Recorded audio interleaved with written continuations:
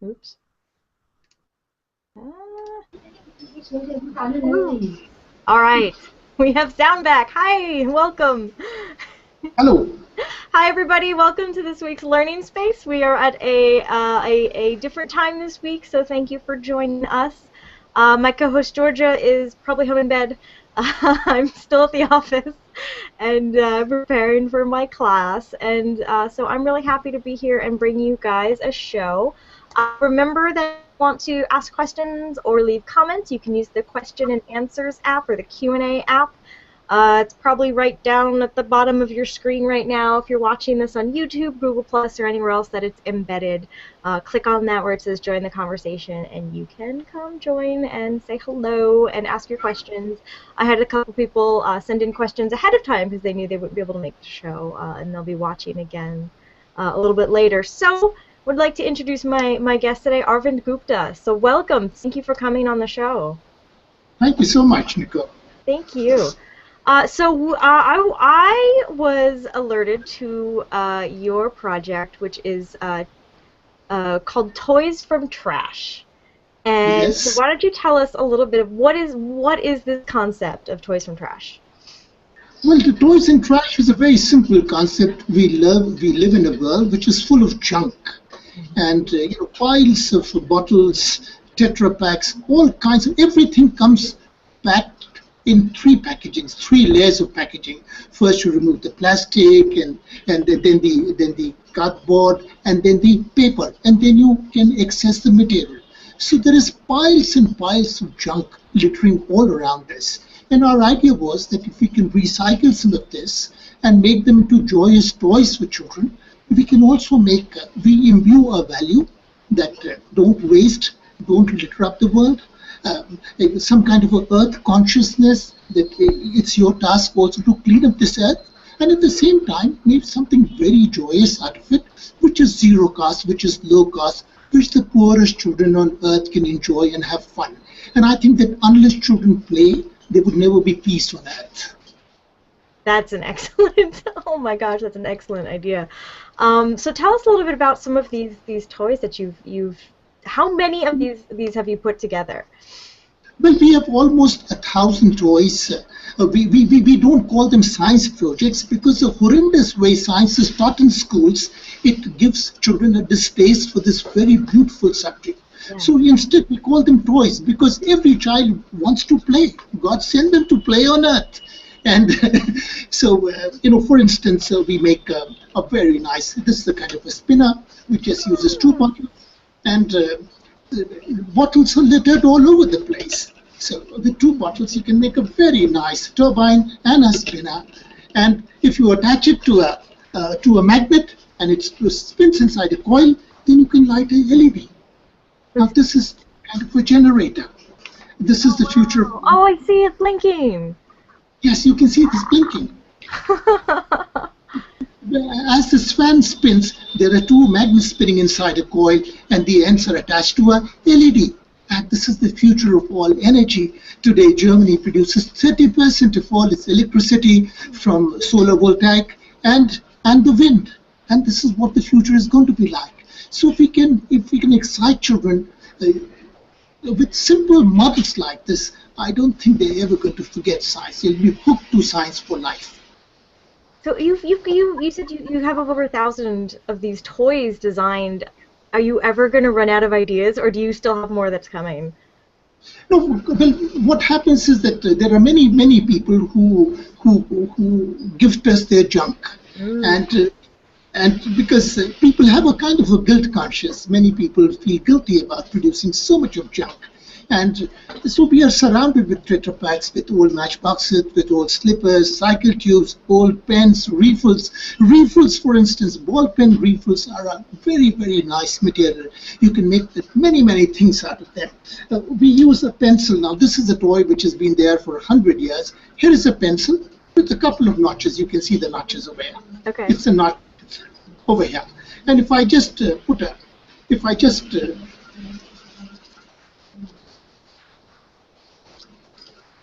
Oh my gosh. so it's a very nice thing. How is that working? I'm not sure how that's... This is because of vibrations. Because if I'm rubbing it with the stick in the notches, there are vibrations which produce. And this is fun physics. This is non-trivial physics. There have been 6 major research papers on this toy, and you don't need the Hadron Collider, $6 billion for making it. I think that's the nice fun part of it. No, we do a lot of... Oh, go ahead. Yeah, well, this is another. It's a small butterfly. Oh, It's a flat butterfly. This is a fruit juice straw, a thin straw inside a fat straw. And if you just move well, you can see this head is the, and the butterfly. Now, every child would like to make a thing like that. Using old newspapers. Now, India is a land of cricket. Cricket is a national pastime like football or soccer might be in the USA. But all our children want to make a small cap like this. Now, my God!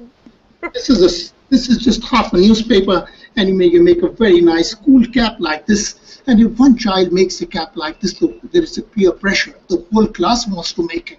So we make a dozen caps like this. This is our national cap. This is also called as the Nehru cap. Right? Most of the politicians in India wear a cap like that. Yeah. So children make it. And whenever children are folding a cap, it's like a geometry laboratory, because all the polygons which they read about in the abstract, with the old newspaper, they can fold them and make a cap, and which they can wear. Now this is something. It's a very nice box. So first is the children fold it. There's no glue, there is no staples. There's no tape or anything holding it together, it's just folded? And they can make a box like that, and then they can make a box like that, and then in this box, they can make all the toys and take it back, no plastic bags. And well, I don't have very much hair on my head, so if I go out in the sun, it protects me from the scorching sun. That's the nice thing about it. So make a dozen caps just using old newspapers, with the cheapest paper you can get anyway. So our purpose is to reach out to the poorest children, children who have the least amount of resources, children who have been taught science in a very rote, in a very monotonous way, to imbue the love of science through small activities which are accessible to them. That's the whole purpose. So what is the science education system like for children in India? Any child in India, or especially the poorer children? Well, most schools do not have a science laboratory at all.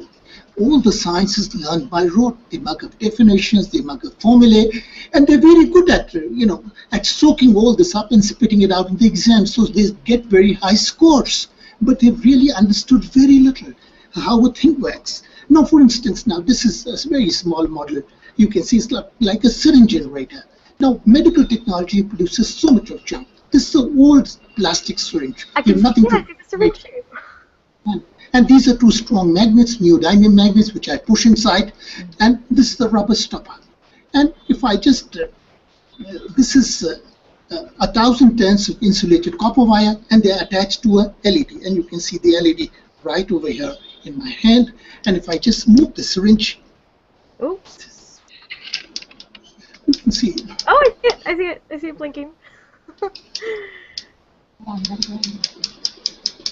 You can see the LED light. Now this is all the Faraday's laws of electromagnetism, which they have learned in school and which means so little to them. Now if a village child can light up a small LED, there is a paradigm shift.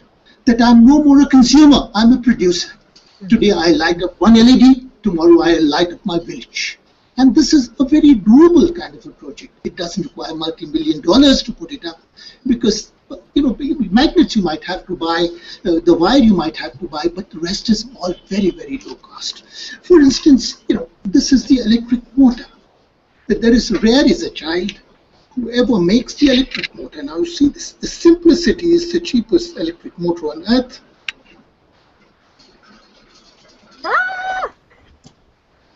All you is a 1.5 volt battery. These are two safety pins. This is an old bicycle tube, and just 1 meter of insulated copper wire. It takes 10 minutes for a child to make it, and children are just hooked on to making a thing like that. They understand a great deal about good science only by messing around, dirtying their hands, and making simple models. And this is not for the richy rich. The poorest children can have a great deal of fun making toys like that. And this is not part of the Indian system. Ours is very much rote, and which is very sad because Indian children, like children anywhere else in the world, have enormous potential. And given a chance, well, they could do great things. So it just shows possibilities which exist, and with very simple material. So how widely are these, do you know of these toys being spread? I mean, is it all throughout the country? Has it spread all around the world? Well, the internet has given us a great leverage. We set up a website about 10 years back, and there are every single day 50,000 children across the world view our videos in 18 languages. We have dubbed them. We find partners, collaborators across the world. For instance, we found Dr. Brizio Canaflaca. She's in the Dominican Republic, just next to Haiti, one of the poorest countries. And she visited our science center, and she said, well, this is what my children need. And today she has dubbed almost 300 of her videos into Spanish, and the result has been that millions of children across Latin America have seen our videos in Spanish. But we have our Hindi is a major language in India, Marathi is the state language of my state. So we have in 15, 16 Indian languages our videos, because if it's in the local language, it is magic for children. They understand it so much better, they are clever, and then they go about making things. That's amazing. And just last year, the government of India is a very gargantuan organization. We are the largest democracy on earth. And it's how this country works, it's difficult to figure out because the left hand doesn't know what the right hand is doing. But there are good people in our government. Last year, the government set up something called the National Repository of Open Education Resources. And because all our films, all our videos are in the Creative Commons, 1,000 of our videos they put on the national website. Oh, wow. And they are viewed by teachers and children across the country, and we feel deeply honored that they've been put on the national website. And this is a small task. If this isn't a democracy, if the government is sleeping, we must wake them up. This is the task of civil society, to wake up its government. So your toys, they cover science, they cover technology, I see some that are math, magic, so you're really hitting all of the major... Well, we have a lot of videos on, this is any typical calendar, as you can see, and then you can see that if you just look at the calendar, there's so much magic in the calendar, and you can see that if I just take the cross numbers, 2 plus 10 is 12, 3 plus 9 is 12, 16 plus 22 is 38, 23 plus 15 is 38. There's so many patterns in a calendar. Oh my God, I can't believe I never put that together. We take a 3 by 3 matrix. 2 plus 18 is 20, which is double of 10. 4 plus 16 is 20, double of 10. 17 plus 3 is 20, double of 10. 11 plus 9 is 20, which is double of 10. So the average of all these numbers is the middle number 10. So if someone who asks you, what is the addition of all these 9 numbers? You just look at the middle number 10 and multiply by 9. This is magic in the calendar, which is there in every house, in every school, in every office. And we look at it and still, science is about probing deeply. Yeah. And you can get many, many good things out of it. You just blew my mind with the calendar thing. Like, suppose you were just to take a standing row like that. What is this row? If I just look at it, I'll say it's 70. Because 7 plus 13 is 20, which is double of 10. 8 plus 12 is 20, which is double of 10. 9 plus 11 is 20, which is double of 10. So the average of all these numbers is the middle number 10, 7 days in a week. 10 into 7 is 70. Wow. So there is amazing magic in a calendar. And we have put some of this, we've tried to capture some of this in our books, in our videos. You can do fractions in a very practical manner. Because, maths might be very abstract. But suppose you want to make a building, you need scaffolding. Right. Before you can put the next floor and the next floor. But so children like that need teaching aids, because before they go any higher, they need concrete. From the concrete to the abstract, from the near to the far. These are cardinal principles of any education. And we try and do this. This is something very, very simple, as you can see now. This is matchsticks, and this is cycle valve tube. These are joints just made with a small needle. And school-going children can make a small icosahedron. This is icosahedron, a 20-sided, just with a needle. Matchsticks they found in every village. You can't light the home fire unless you have the matchbox. Now, the cycle valve tube is available if there is a mechanical contraption which has reached all Indian villages, it's the bicycle. This is a cycle valve tube. And this you can buy by weight. And children can make a small joint like this. Now, this is a joint of 2. We start by teaching angles to them. With 3, they make a triangle, they make a hexagon, and they make all kinds of very, very beautiful figures with these. And they can see that this hexagon is very, very flexible. If I pull this out, this becomes a rectangle. But the square might look very square and prim, but you give it a push, this becomes like a rhombus. It distorts. But then you give a child a triangle, and no matter what she does, you can't do a thing to a triangle. Now, this is the bedrock of all civil and mechanical engineering. If you wish to make any structure rigid, you've got to divide this into triangles. And children could actually hold this concept in their own hands. And we're not talking about fancy stuff, which a supplier supplies. Matchboxes are at home. Children can just buy cycle valve tube, and they can start going it. They can make lots and lots of structures. Now, this is like the cheapest mechanism. If they make now this is a cube. If they make a cube and they put a pyramid on top, well, you make a village house. You can make 2, 4, 6, 8, and they're flexible joints which take any angle. And you can make, school-going children can make a very simple model. This is this is a model of methane. It's molecular structure of methane. 4 atoms of hydrogen at the 4 corners of the tetrahedra. In between is a small orange bead which represents the carbon. So this is CH4. Wow. And small school-going children make small models of molecules. So this is something very, very interesting for children. Very extremely low cost. We make lots and lots of pumps. And here is a pump with which children can inflate a balloon. Now, just see this. Wait, what is that? What material is that black thing? No, this is a old bicycle tube. Oh, And this one is a film can. Now they're disappearing. The film cans are disappearing because everyone's got a digital camera, or they can take photographs from mobile. And there is a valve over here. If I blow from here, air can pass through. So this is green light and this is red light. You make a very nice valve. And there's another valve over here. And the black rubber is like the bellows. So it's like a balloon.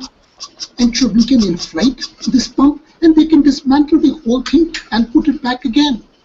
Now, there are no rubber parts over here, so children will never forget as to how a pump works. And all children are born inventors. They're very curious cats. Why do children break toys? If we have a slogan that the best thing a child can do is to break a toy. Not because children are curious, because they're the only curious cats left.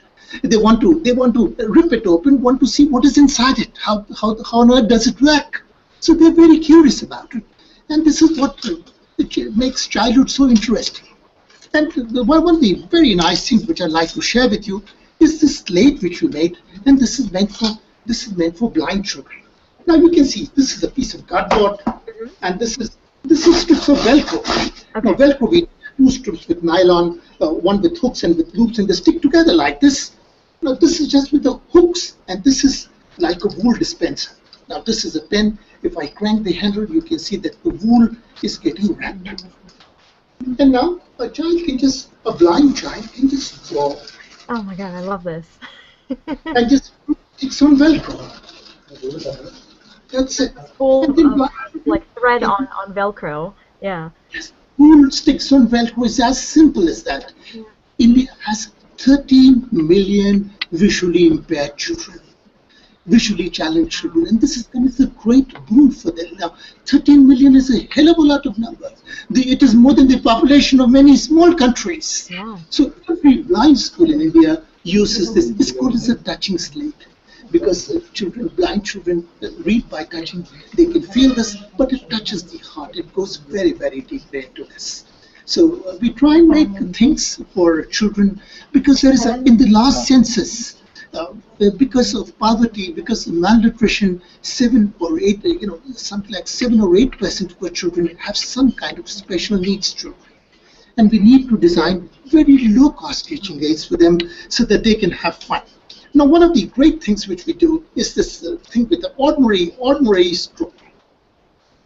We just cut with the scissors, we cut a pointed end. It's like the pencil point, and so there you are. And this is the kind of reed. I'm going to put this reed in my mouth and just blow my lungs out. And Or podcast.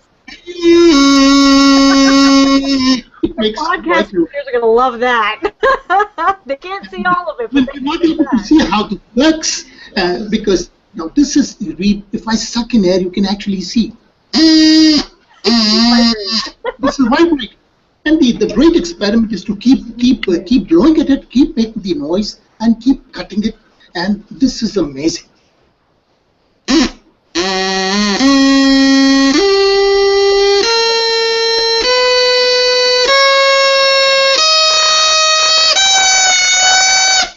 Now the elements of sound. Yeah. Now the poorest child on earth, just a piece of throwaway straw.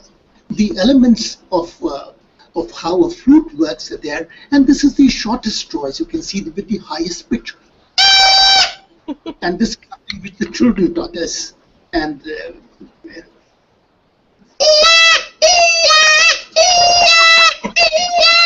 we all have made sounds like this. These are primordial sounds, and this is great fun for children.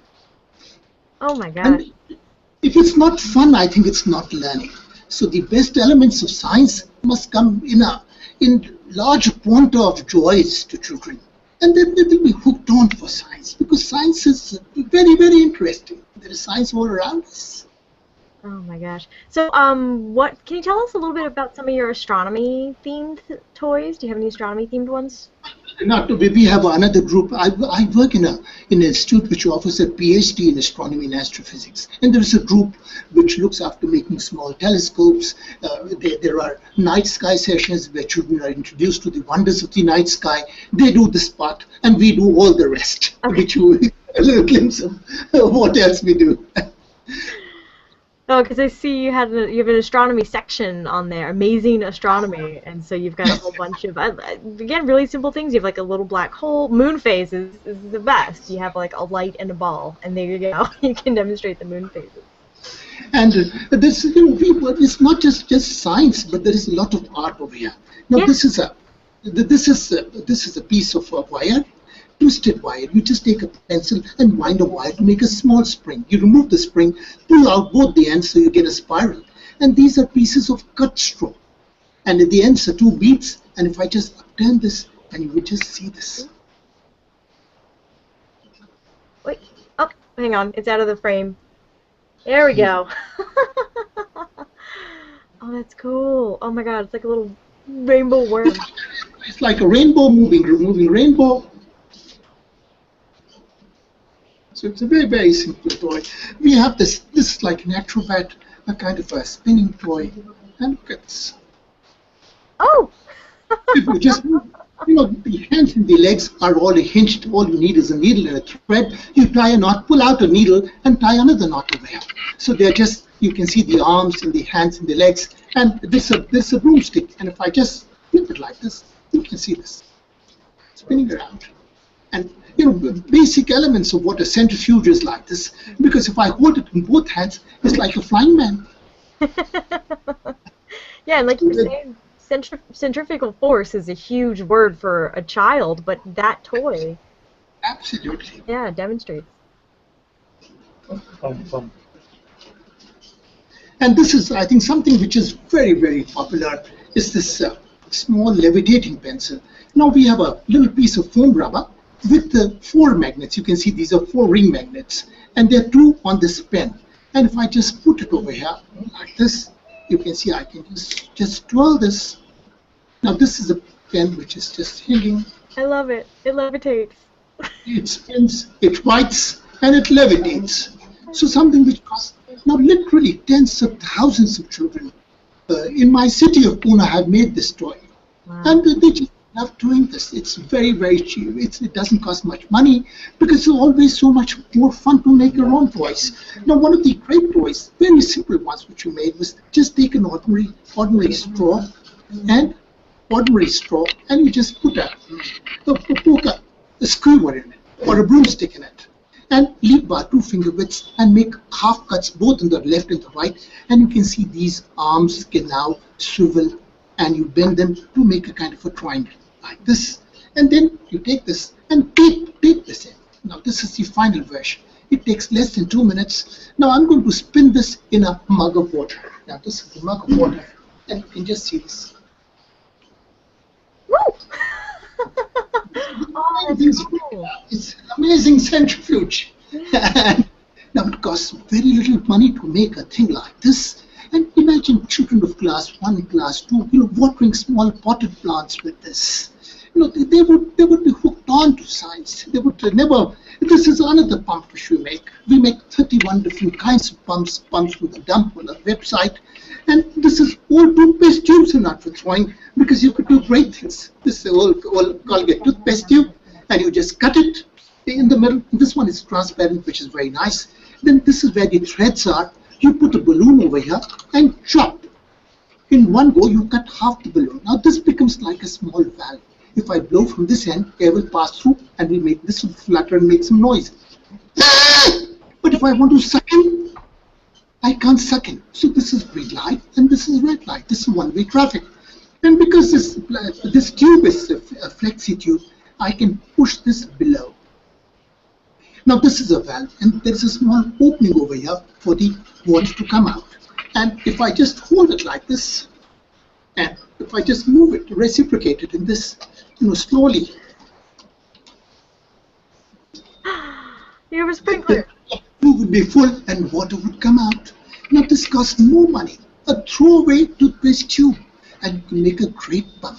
In elements of what a valve is, what one-way traffic is. Now, a valve in a pump is equivalent to a diode in electronics, because current can flow in one direction, here water flows in one direction. So there is a great deal of equivalence across various branches of science.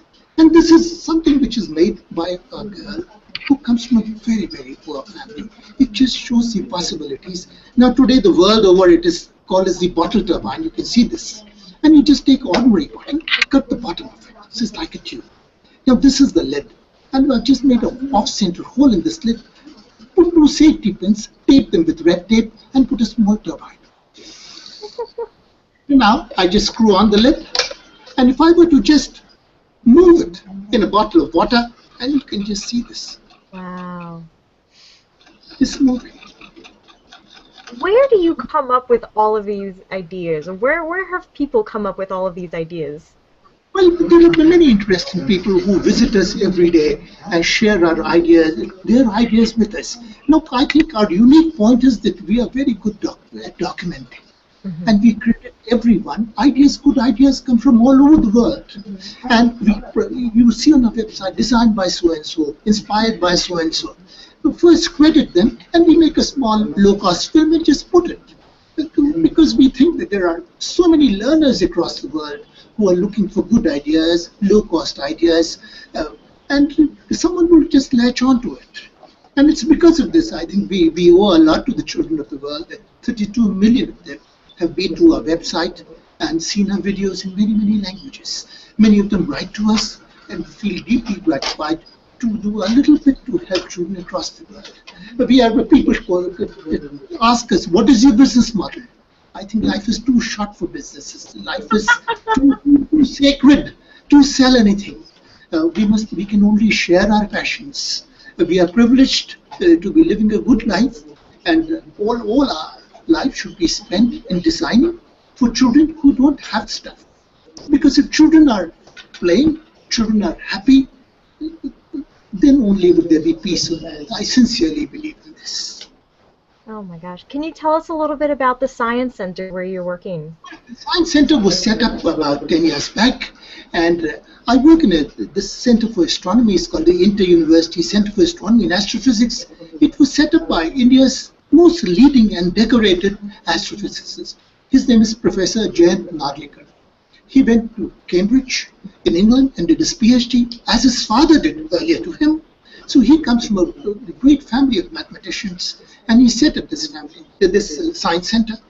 And it was his belief that apart from giving a PhD in astronomy and astrophysics, we must have a small children's science center, and we must try and imbue children with the love of science.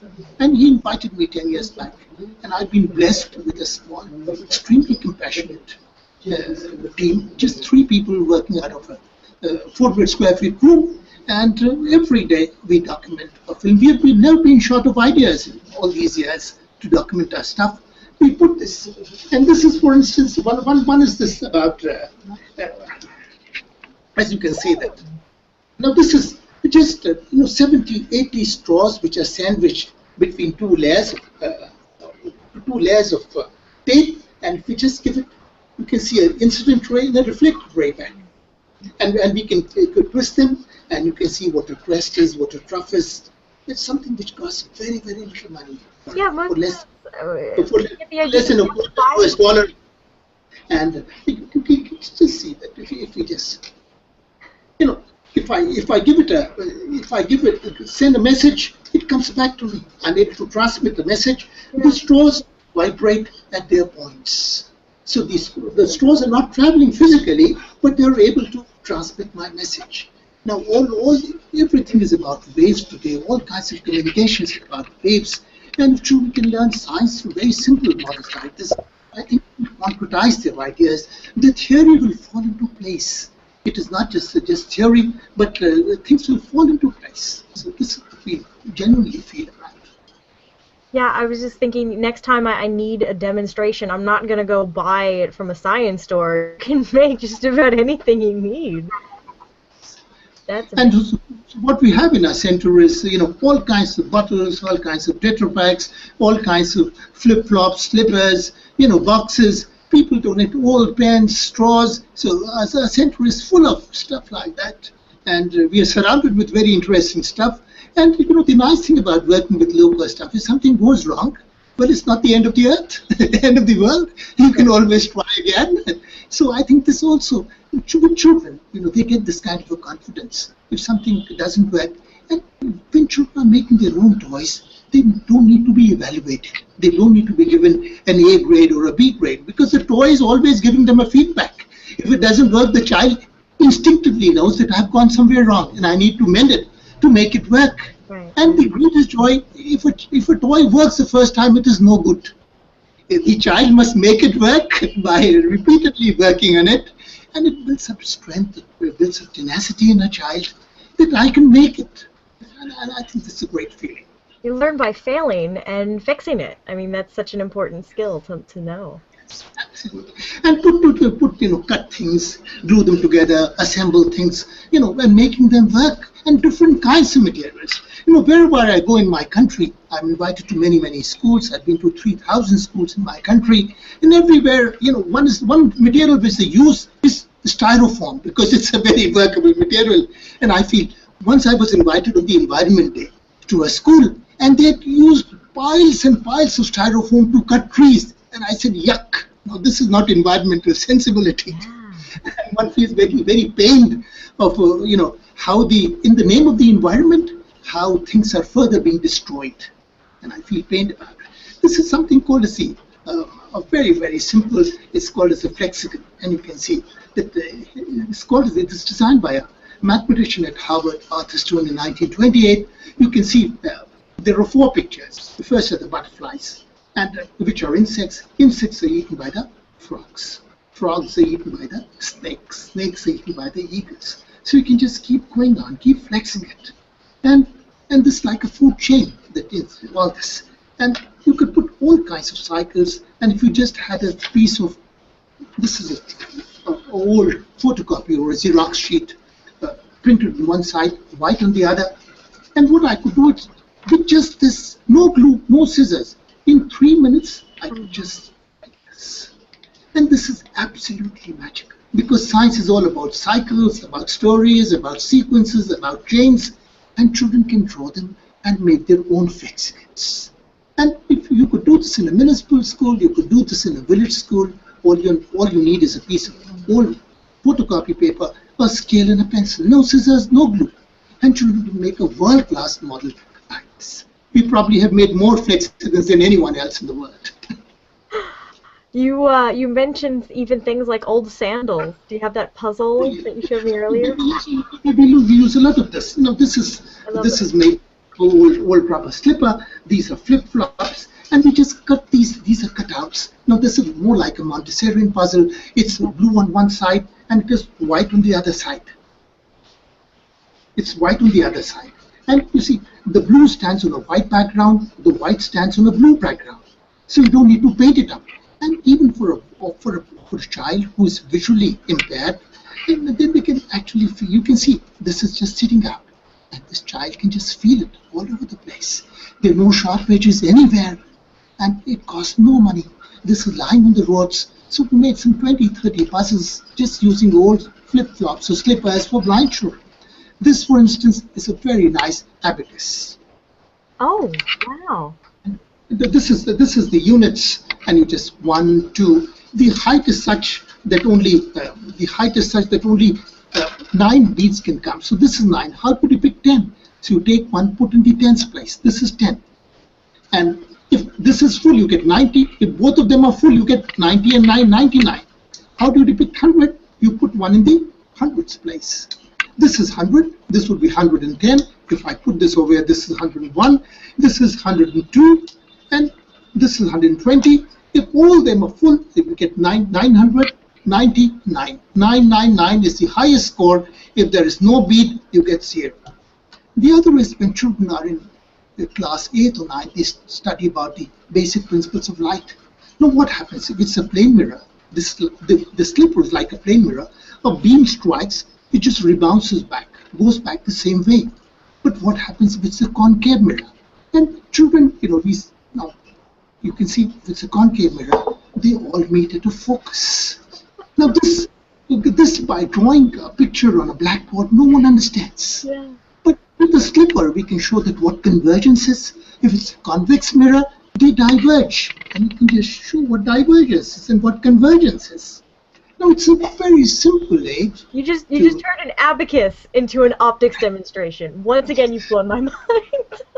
That's really cool. With an abacus and a small tool to understand as to how does a concave mirror focus rays at a particular point. And the focus actually means a fireplace where all the beams come and meet. So but these are very, very simple aids to excite children and tell them that science is all around them. And they just need to critically look at things, pick up things, mess around, dirty their hands, and science will be fun. One of the very nice things is it's a very, very popular aid. Now this is my friends are just going to put it together. How do you balance? These are ordinary nails, 4 inches long nails. How do you balance a dozen nails on the head of this nail? Now this looks like an impossibility, but you just see that in a jiffy, and there is no magnets at all in this. How do you put this on top of this? And they're just going to put this on top of this, and I'm going to lift it up. Yeah, she just is. Now they are arranged in a particular manner, and then what we do is here. We just lift up this assembly. You can see. Wow. There are 10 of them. There is one below, one on the top, and the heads of 8 nails are wedged. And if I just put this gently in this, and the whole, and it can also rock. Wow. That's a good design challenge. Oh my gosh. Now, we don't require a standard laboratory for doing this. Children in villages, because if people live in houses, they've got to make frames and window frames and door frames. 4 inches nails are accessible everywhere. So this is an ordinary day object, and children can make such a fun toy with this. We had a comment earlier from Hugo Burnham, who said he likes the idea of the umbrella planetarium in particular. Okay, oh, that's very nice. We had a design student who was in turn with us. His name was Vivek, and he worked in the Indian Institute of Technology, Kanpur, as a designer, and he spent a month with this. And he knew that we were a center of astronomy. So this is the old idea that you take an umbrella, and in that umbrella, yeah, in it. Oh, that's very nice. In the umbrella, you can actually see Vivek in this in drawing in the process, and he put up all those constellations and galaxies, and of course the pointer points towards the pole star, and so you could actually spin this, and children could get that how the crown of the sky moves and all the patterns slowly move. So he had put all these things over here. Some of the basic constellations, important constellations. That's really cool. It's a very low-cost idea to making a very simple planetarium, just to get a feel for children about this. My city does not still have a planetarium. It's a big city. It doesn't have a planetarium, which is sad. And some of the bigger cities, the metros, have it. But Pune, where I live, doesn't have a good planetarium. But in 1954, the first planetarium was gifted to a small school. It's called the New English School in Pune in 1954. And the President of India at that time, Dr. Radhakrishnan, who was a philosopher, came down to inaugurate it. Now, probably this is the only working planetarium, a small one of that kind, still in the world. For years, it was not working because the lamp had busted. But then someone was very clever to improvise a small LED lamp. And this works on 6 volts, and still children can enjoy that. And it's part of a school. The top roof is a dome in this school, the New English School. And this school is a very old school, 1880. And this planetarium was set up in 1954. The oldest planetarium. It's a small planetarium. It accommodates about 60 children. But it is nice, very homely, it's a very nice place. Very cool, very cool. You had another one made with because you said bicycles are a very important method of transportation, so you had one with a bicycle spoke that I'd love to see again. Since our audience hasn't seen it, the woodpecker. Woodpecker is very, very simple to make. You see, this is what the model is like. And this is, you just have take a bicycle spoke and wind some copper wire on the bicycle spoke. So this is the small spring, and it's got a small leg over here. And then you attach this is a cardboard woodpecker. And then if you just put it inside and you can just see this. I love that so much. And there's your oscillation right there. There's your Yes, oscillation motion. Because it's slightly loose over here, so it's sliding, and the weight is concentrated on one side only. So it's sliding, it's slipping, sliding and slipping. So it comes down in very small jerks like this, and which is very interesting to children. Very intriguing motion of this woodpecker. It's interesting to me, and I'm an adult. This is another one, which is like a bow and arrow. Now this you can see is like a bow. We use a broomstick. This is the midrib of the coconut frond. India has 7,000 kilometers of coastline, and coconut is very much part of all our curries. This is an old pen. So you just make a hole and weave the thread with the pen. Now, over here, what I have is a card. This is a refill and a card on top, which has got you can see there is a cage over here, and there's a bird on the other. And children could play it like this, and you would see that the bird is in the cage. But this is a much beautiful mechanism. So with the ball pen refill, first I remove the thread, and then I turn it at right angles, and I push it inside. Now what is happening? The thread is going inside the sketch pen, taking a round of the refill. And what you see right now is the cage. Now the bird, the cage, and you can do the cage. Now this is all about persistence of vision. It's also a machine which converts straight line motion of the bow into the spinning motion of the refill. So it's a beautiful machine which converts straight line into rotary motion. And so many possibilities with a thing like this. And we say, well, if you are not interested in science, I personally feel that more children should be writing poetry, become artists, and become writers. Because many scientists have also contributed to wars. Yeah. You see, scientists who have made the atom bomb and the hydrogen bomb and all the missiles, which is so sad. Today, most of the budgets in many of the poor countries going to buy missiles and bombs and aircraft carriers, which is so sad. Sensitive governments could invest into education, into health and housing for their people, and then the world would be such a saner place. So science is not a holy cow. We must critically look at science. There are benefits of science and there are evils of science. And I think after the Second World War, many scientists swore that they would have nothing to do with war. Because many scientists are very sensitive people. Many had seen that there was a very famous British cosmologist. I'm forgetting his name, but after the Second World War, he swore he'd seen the Second World War, millions of people died, and he said that he would do nothing. So he went into cosmology, which has nothing to do with earthly affairs, and he won the Nobel Prize. Sir Martin Ryle. Yes. He's Wow. Sir Martin Ryle. And just before his death, he wrote a testimony, which is famous as Martin Ryle's last testimony.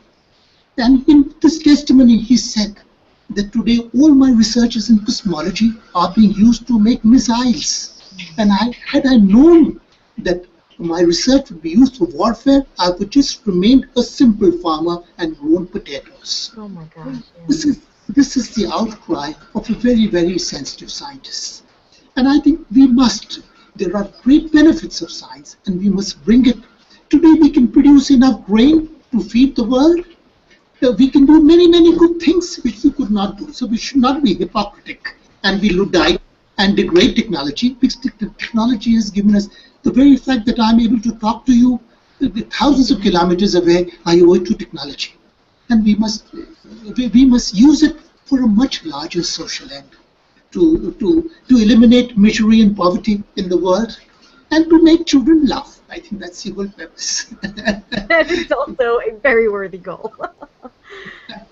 So you have all these videos in different languages. Are you still looking for translators to help with We that? are absolutely, in many of the Indian languages, once in a while we meet a person like we met Professor Breezy O'Connor-Flacker in Spanish, but in many parts, in many other languages like Italian or French or German and Russian, we have very few people who would dub.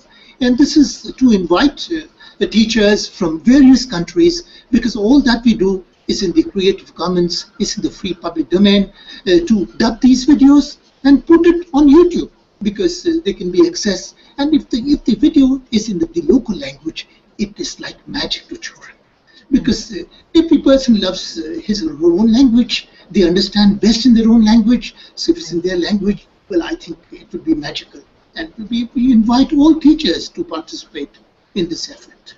So you hear that, everybody, because I know we do have an international audience for the show, and so we are looking for more languages.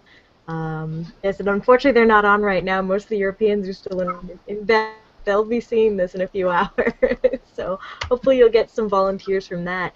And what can people do if they have ideas? I mean, you have 1,000 toys on here, but I'm sure there's still ideas that people have that you haven't done. What should they do? Absolutely. They can write to us at arvindtoys@gmail.com, ARVINDGUPTA@gmail.com, and they can just send us a few photographs. And what we do is we'll try and make a video out of it and credit the person who has come, inspired by so-and-so, designed by so-and-so. And this is what we have done a lot in the past. Many creative people come to our center, but we're extremely quick at documentation. Sometimes we, err here and there, but that doesn't mean that we might be sitting on our asses. We do it, and then people tell us this is not very good, so we try and do a better job next time. But we will document your toys if you like them. Certainly, we will document and credit everyone where the ideas come from. Excellent, excellent. So yeah, the website is arvindguptatoys.com.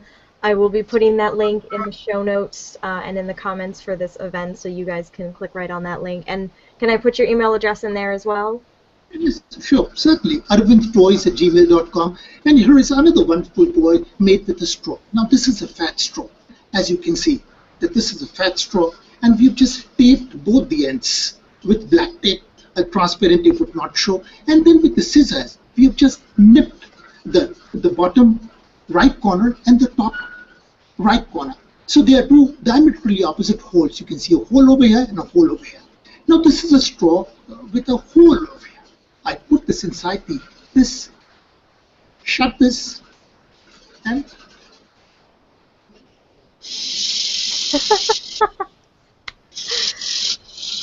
now with two straws, you can make a beautiful spinner.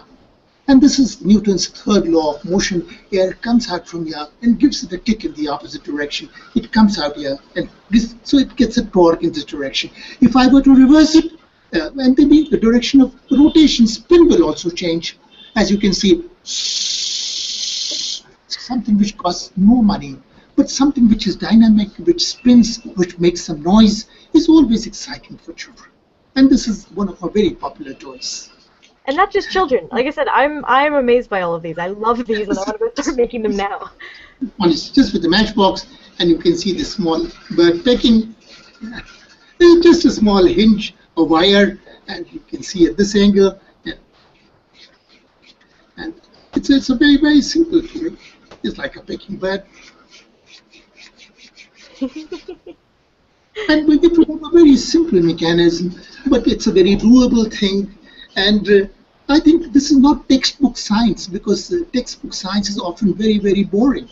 And if we supplement it with toys like this, which all contain elements of science, then science will become absolutely magical and exciting for children. That's excellent. We are getting close to the top of the hour. You have had some helpers around you. I was wondering if they were interested in saying hello on camera. Well, that would be very nice. Are they around? Your helpers? No. Yes. Oh, yes. Okay, come on in. Some of my people over here. I'll just introduce. Now, this is my colleague Ashok, and he's the one who has made all the videos together. He's made about 700 videos with a camera which costs less than $200. So we are the most cost-effective science center. This is Shivaji, and he's a tall man, so he's got to bend down. And he's the one who goes to various villages, and because village schools have no science laboratories, and he shares the excitement of science with thousands of village children and teachers. Next is Dr. Vidla Maiskar. And she's a microbiologist. She was at Stanford for 4 years, did a postdoc. And then 10 years back, she decided to join us. She said, I want to work with children. She's also the soul of our center, a very wonderful person. And it's only because of this very wonderful team that, and the last is, this is Jyoti Hiramat. She scans a lot of books every day. We have 4,000 books on our website. Wow. Trust me, every single day, 15,000 books get downloaded. And these are passionate books on education, on environment, on science, on peace, on mathematics, great children's literature in many, many Indian languages and in English. And we credit her for scanning. Today she has scanned maybe 2 books in the morning, and by evening we'll upload them. Because technology, many of our schools have libraries, but they're locked for children. They're not accessible to children. Now, new technology enables us to share our passions. 15,000 books being downloaded every day. And this I think, it's a very deeply satisfying work that you're sharing, because it just shows the hunger of knowledge amongst our children and teachers. And we are looking at books which are 50 years back, 40 years back. Lots of books by Isaac Asimov.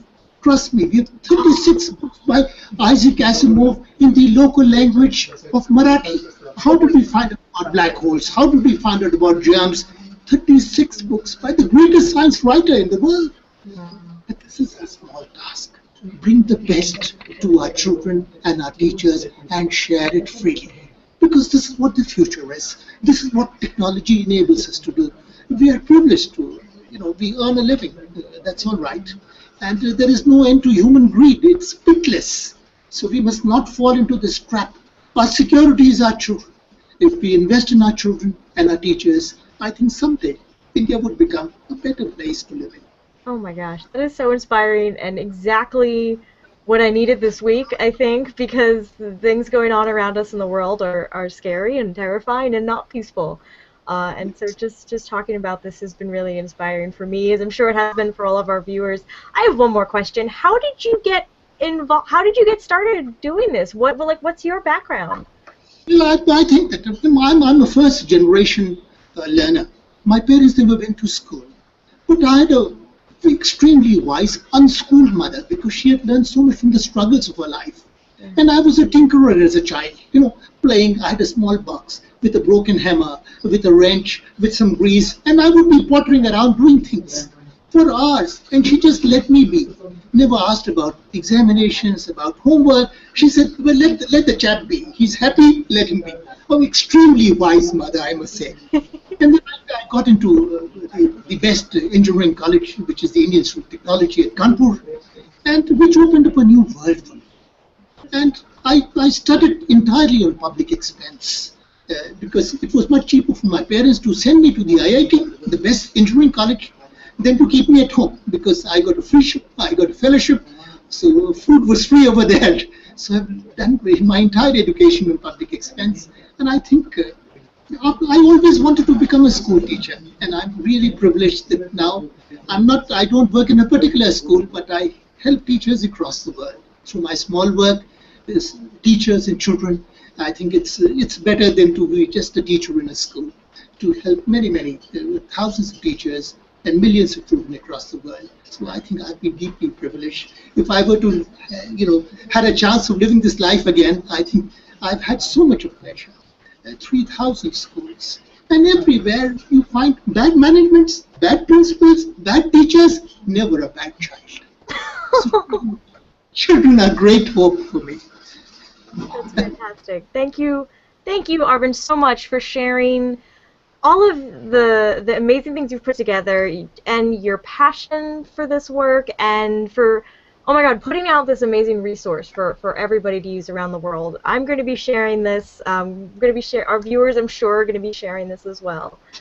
So thank you so much for joining us on the broadcast. Thank you to your whole team for supporting you. Yes, I need to say thank to my team too, because they do all the hard work and I do all the credit. Sometimes it can be very embarrassing. Well, you definitely look like you have the best job in the world. I think you are one of the happiest people I've ever met. All right, thank you everyone for watching the show. This will be up on YouTube, and we'll have the audio-only podcast version on 365 Days of Astronomy. Arvind Gupta, thank you so much for being on the show. And everybody else, we'll be back next week. Thank you. Thank you. I was alerted to your project, which is called Toys from Trash. And Yes. so why don't you tell us a little bit of what is this concept of Toys from Trash? Well, the toys and trash is a very simple concept. We live in a world which is full of junk, and piles of bottles, Tetra packs, all kinds of everything comes packed in three layers of packaging. First, you remove the plastic, and then the cardboard, and then the paper, and then you can access the material. So there is piles and piles of junk littering all around us. And our idea was that if we can recycle some of this and make them into joyous toys for children, we can also we imbue a value that don't waste, don't litter up the world, some kind of a earth consciousness that it's your task also to clean up this earth, and at the same time make something very joyous out of it, which is zero cost, which is low cost, which the poorest children on earth can enjoy and have fun. And I think that unless children play, there would never be peace on earth. That's an excellent, oh my gosh, that's an excellent idea. So tell us a little bit about some of these toys that how many of these have you put together? Well, we have almost 1,000 toys. We don't call them science projects because the horrendous way science is taught in schools, it gives children a distaste for this very beautiful subject. Yeah. So instead we call them toys because every child wants to play. God sent them to play on earth. And so, for instance, we make a very nice, this is a kind of a spinner which just uses two bottles, and bottles are littered all over the place. So with two bottles, you can make a very nice turbine and a spinner. And if you attach it to a magnet and it spins inside a coil, then you can light a LED. Now this is kind of a generator. This is the future. Oh, I see it blinking. Yes, you can see this blinking. As the fan spins, there are two magnets spinning inside a coil, and the ends are attached to a LED. And this is the future of all energy. Today, Germany produces 30% of all its electricity from solar voltaic and the wind. And this is what the future is going to be like. So if we can excite children with simple models like this, I don't think they're ever going to forget science. They'll be hooked to science for life. So you said you have over 1,000 of these toys designed. Are you ever going to run out of ideas, or do you still have more that's coming? No, well, what happens is that there are many people who gift us their junk, and because people have a kind of a guilt conscience, many people feel guilty about producing so much of junk. And so we are surrounded with Tetra Packs, with old matchboxes, with old slippers, cycle tubes, old pens, refills. Refills, for instance, ball pen refills are a very, very nice material. You can make many things out of them. We use a pencil now. This is a toy which has been there for 100 years. Here is a pencil with a couple of notches. You can see the notches over here. Okay. It's a notch over here. And if I just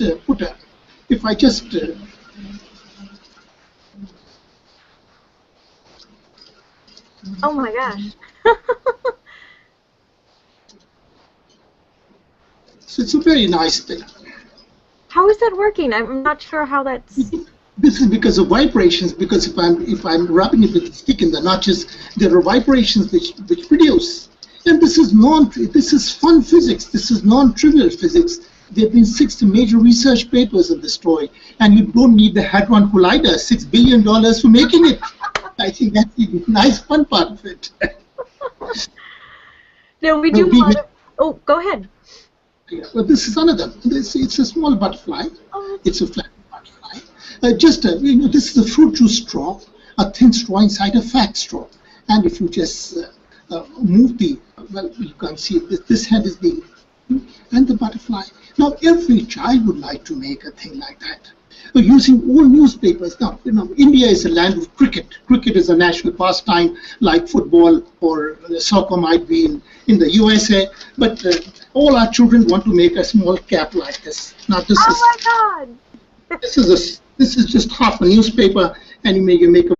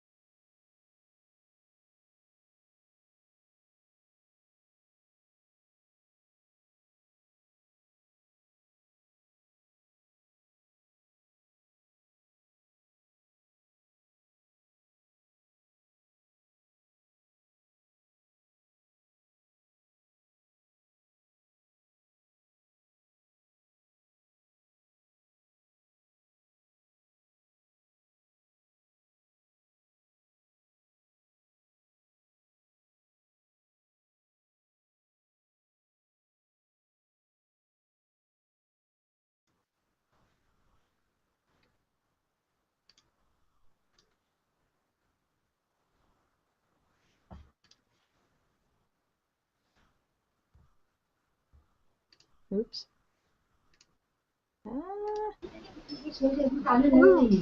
All right. We have sound back. Hi, welcome. hello. Hi, everybody. Welcome to this week's Learning Space. We are at a different time this week, so thank you for joining us. My co-host Georgia is probably home in bed. I'm still at the office and preparing for my class, and so I'm really happy to be here and bring you guys a show. Remember that if you want to ask questions or leave comments, you can use the question and answers app or the Q&A app. It's probably right down at the bottom of your screen right now if you're watching this on YouTube, Google Plus, or anywhere else that it's embedded. Click on that where it says join the conversation, and you can come join and say hello and ask your questions. I had a couple people send in questions ahead of time because they knew they wouldn't be able to make the show, and they'll be watching again a little bit later. So would like to introduce my guest today, Arvind Gupta. So welcome. Thank you for coming on the show. Thank you so much, Nicole. Thank you.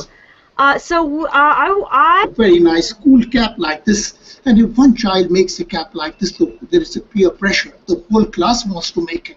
So we make a dozen caps like this. This is our national cap. It's also called as the Nehru cap. Right. Most of the politicians in India wear a cap like that. Yeah. So children make it. And whenever children are folding a cap, it's like a geometry laboratory, because all the polygons which they read about in the abstract, with the old newspaper, they can fold them and make a cap, and which they can wear. Now this is something. It's a very nice box. So first is the children fold it. There's no glue. There is no staples. Or anything holding it together is just folded. And they can make a box like that, and then they can make a box like that, and then in this box, well, they can make all the toys and take it back. No plastic bags. And well, I don't have very much hair on my head, so if I go out in the sun, it protects me from the scorching sun. That's the nice thing about it. So make a dozen caps just using old newspapers, with the cheapest paper you can get anyway.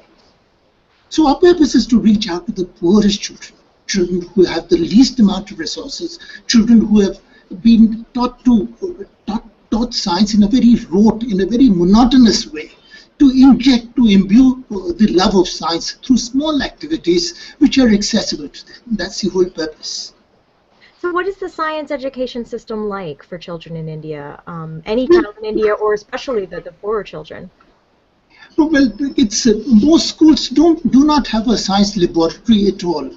All the science is learned by rote. They mug up definitions, they mug up formulae, and they're very good at soaking all this up and spitting it out in the exam. So they get very high scores, but they've really understood very little how a thing works. Now, for instance, this is a very small model. You can see it's like a syringe generator. Now, medical technology produces so much of junk. This is an old plastic syringe. I can see the syringe shape. And these are two strong magnets, neodymium magnets, which I push inside, and this is the rubber stopper. And if I just, this is 1,000 turns of insulated copper wire, and they're attached to a LED. And you can see the LED right over here in my hand. And if I just move the syringe,